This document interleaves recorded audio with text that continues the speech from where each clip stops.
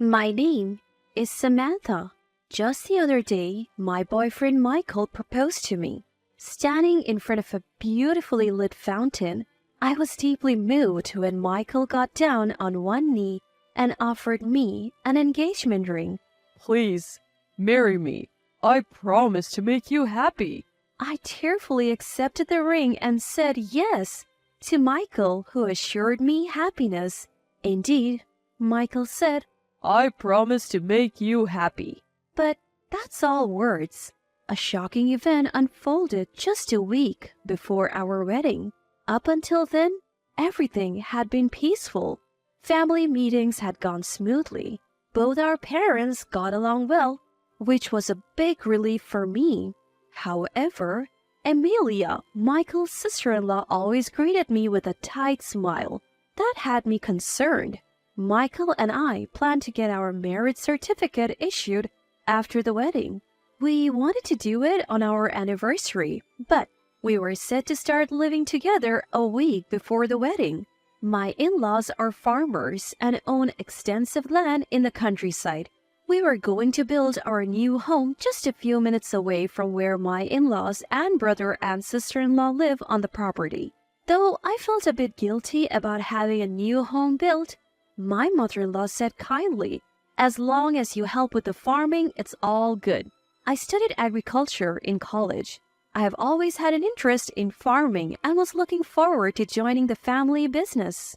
Even before we got married, I would frequently help out, and the in-laws always welcomed me. Initially, I was worried about starting our married life on the in-laws' property, but I felt that we could live harmoniously with them. But one day, while I was helping with the farming as usual, Amelia approached me discreetly and whispered, "Be careful of your father-in-law." Caught off guard, all I could say was, "Huh?" Amelia looked like she wanted to say more, but our conversation was cut short as my father-in-law called out to us from a distance, leaving me puzzled about why she said that. With just a week left until the wedding, everything was set and all that remained was to walk down the aisle. I packed my things and moved into our new home to start living with Michael.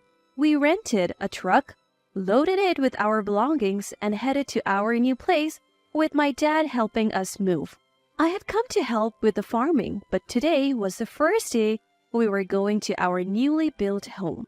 Dad and I couldn't help but tilt our heads in confusion as we stood in front of it. It seemed like someone was already living in the home that was supposed to be for Michael and me. The door was unlocked, so we gently opened it to find shoes lined up in the entryway. Confused by the obvious signs that someone was living there, Dad and I decided to go greet my in-laws before starting the moving process. When we rang the doorbell, a troubled-looking Michael came out. We told him it looked like someone was living in our new home, to which Michael replied, something was definitely off. And as we puzzled over it, father-in-law appeared saying, Sorry about that. Without prior notice, we have decided Michael and Samantha will live here. Could you move your stuff in? We moved David and Amelia to the new house. David and Amelia are my brother-in-law and sister-in-law. Suddenly I remembered what Amelia had warned me about, to watch out for father-in-law. I couldn't help but blurt out, "This is a problem." I was planning on starting our new life in that house. I wasn't informed that I would be living with father-in-law and mother-in-law. Why didn't Michael tell me? That's, Seeing Michael hesitate only fueled my growing irritation. From his behavior, it was clear Michael knew we would be living together all along. Keeping that a secret until moving day was absolutely unacceptable. Father-in-law, seemingly displeased by my reaction, said, If you're married, it shouldn't matter if you live together or apart. Although I had intended to help with the farm and didn't object to living on the same property as my in-laws, living together was another matter entirely. Living together or apart are completely different matters, I countered. Dad backed me up. It feels like you're taking our daughter for granted by informing us after the fact on such an important matter. We would like a proper explanation. Confronted by Dad's firm stance, father-in-law reluctantly answered, Well, you understand, don't you? It's better to have a young wife at home. Emilia has passed 30, entering middle age. Just having a young girl like Samantha around invigorates me. That's why we chose to live with Samantha and send the older wife to the new house. Dad and I were at a loss for words. Father-in-law's comment suggested he viewed his son's wife merely as a woman. The audacity of father-in-law who talked as if he was saying something entirely reasonable was frightening. Michael, was it because I'm young that we're living in this house? I looked to Michael for some relief, but he stayed silent. Whether he was uncomfortable or what, he bit his lip and didn't say a word. That's when Emilia showed up. Samantha, hi there. Emilia, her face smudged with dirt as if she had been doing some farming, looked at me intently. You might want to leave today. Living in a home where you're not welcome is just torturous. What's your problem? You're just the wife, yet you talk back so sassily? You used to be so cute, but you have lost your charm lately. Father-in-law was furious at Amelia's words. Michael stood there silently observing the tension. Creeped out by the whole scene, I told Dad, let's go. Dad agreed to leave for the day. Michael and I decided to have a serious talk tomorrow. Back at my parents' home, I wept in my bed for a while. Why did this have to happen? I felt so devastated. I couldn't imagine being happy, marrying Michael who just followed his father's whims. While pondering what to say to Michael tomorrow, I received a phone call. I didn't recognize the number, but I decided to take the leap and answer. It's Amelia. A familiar voice echoed. Amelia, thank you for today. I'm sorry for calling you so suddenly. I found your number on Michael's phone without his permission. So please keep this call a secret from him. My body tensed up as I wondered what Amelia had to risk so much to tell me. Then Amelia started saying something shocking. I have been wanting to tell you this but never got the chance. I apologize for it coming so last minute before your wedding. I highly discourage you from marrying Michael. The information Amelia shared was jarring. She said that she and her husband had been living with the in-laws, but were kicked out as soon as they learned I was moving in. According to father-in-law, it's because he wants to live with a younger woman. Father-in-law has a thing for younger women and he has cheated on mother-in-law, causing her emotional pain for years. Apparently, father-in-law has even intentionally walked into the changing room after Amelia took a bath saying, "Oops, my bad," with a lecherous grin. He had broken the lock himself and claimed it was an accident, but Amelia knew better. He had also rummaged through their bedroom under the pretense of cleaning and uncomfortably clung to Amelia while she cooked. Amelia was deeply in love with her husband David, and they have children, so she had been hesitant. But being kicked out this time solidified her decision to divorce. After hearing all this, there's no way I could proceed with the marriage. Amelia and I made a pact to take revenge on Michael, David, and father-in-law. I arrived at my in-laws the next day and was greeted by Amelia. We nodded at each other and entered the house where Michael, David, and my in-laws had gathered for a discussion. Thank you all for coming, I started, locking eyes with Michael. Let's call off the engagement. A stunned Michael listened as I continued. You promised to make me happy, Michael. Yet you're fine with me living with this father-in-law? That's allowing me to suffer, right? I won't marry a man who's still controlled by his parents.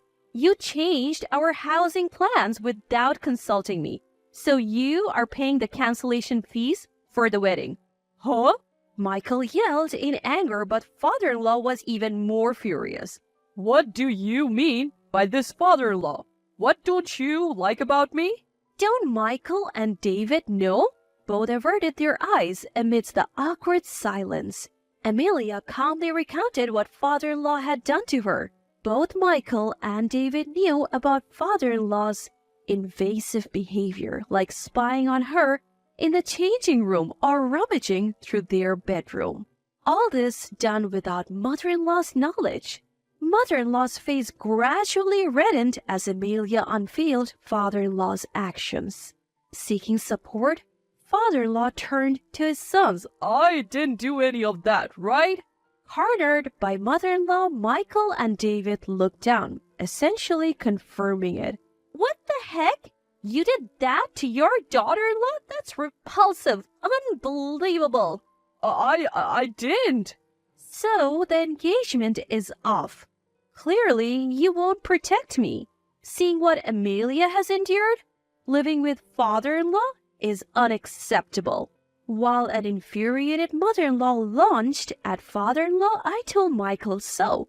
Michael stayed quiet, seemingly admitting the only option was to break off the engagement. Beside me, Amelia handed David pre-filled divorce papers.